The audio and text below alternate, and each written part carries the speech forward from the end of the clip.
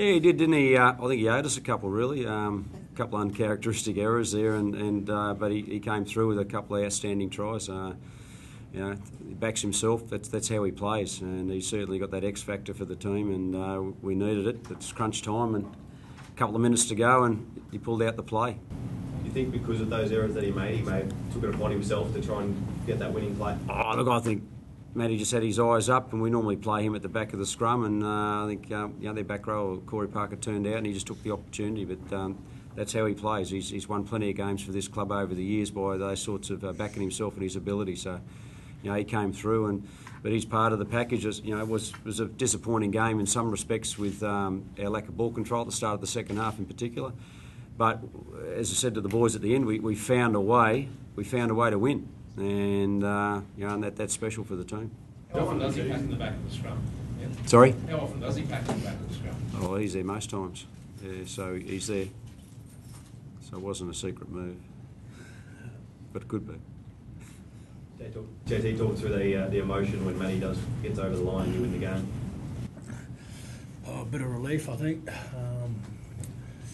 Especially after what we copped during the week, after last week's performance, and we still weren't great tonight, but we found a way to win, and Mango has that ability of being able to do that, and so heaps of relief, and it's great to get the 2 points here. It's 2 years in a row now, so we're pretty happy there. You said, talked about what you copped during the week. I imagine internally it would have been as harsh as anywhere, because I guess there's no hiding for the fact that it was substandard for you guys.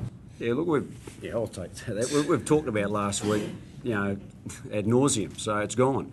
I mean, next week we have to back it up Parramatta at home. We've got 2 home games coming up, so you need to get over your victories as much as your losses pretty quickly in this competition. And we proved tonight that we're still far from settled with our attack.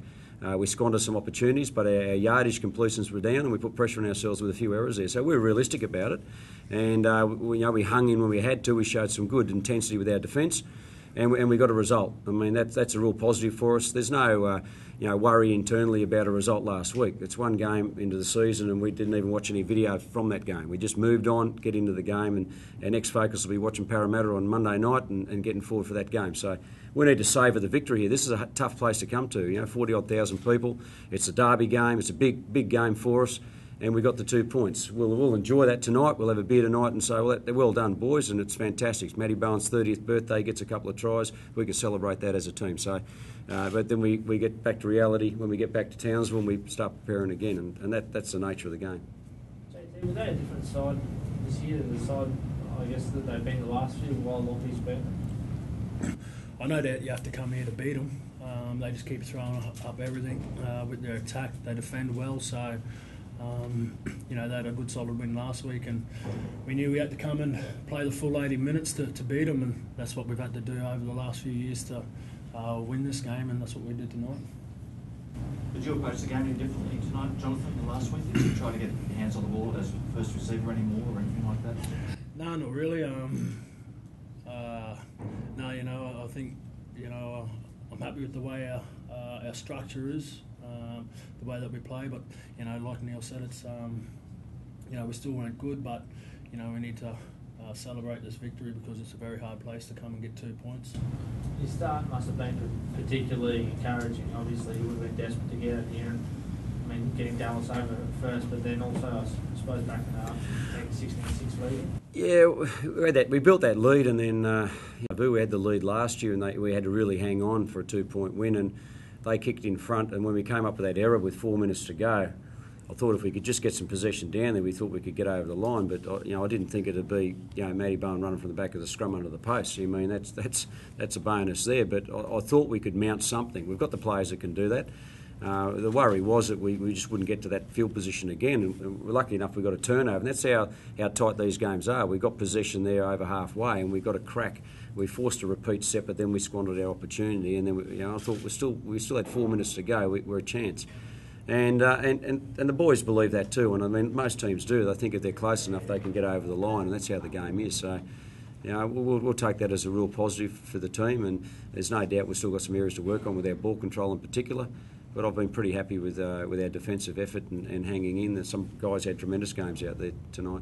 Johnathan, you watched all this through the try at the end of your recollection of the last play of the game, the one the game. I was standing out pretty wide, so Mango just picks the ball up, throws a dummy, and away he goes. And I don't think I've ever been so happier to watch him run 40 metres and win us the game. Like Neil said, he's done that on a number of occasions for us, and certainly is that X factor for us. What can you say about the way he's playing at this stage of his career? What are your thoughts? Oh, look, hopefully he's still got another couple of years left in him. Everyone knows about his knees, but we manage that.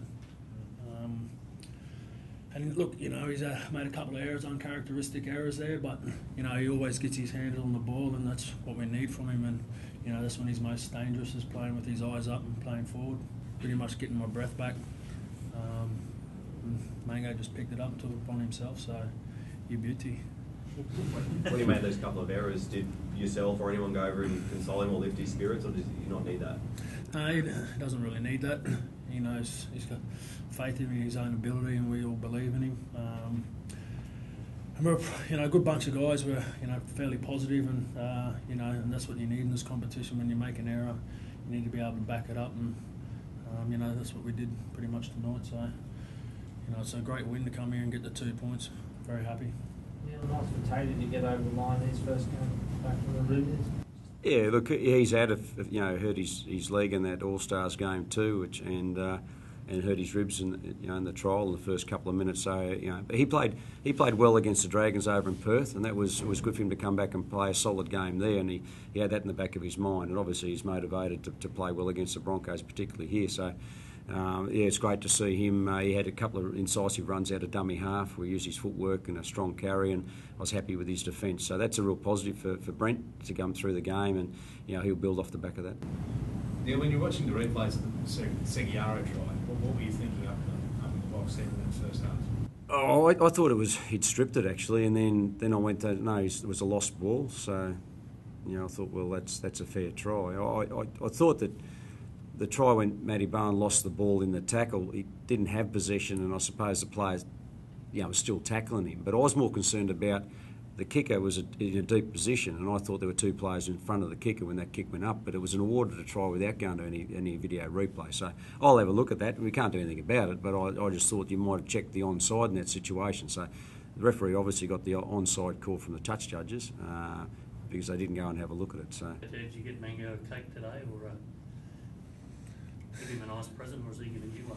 He's given us one. Yeah, the Scarlet Coke. Yeah, the Scarlet Coke.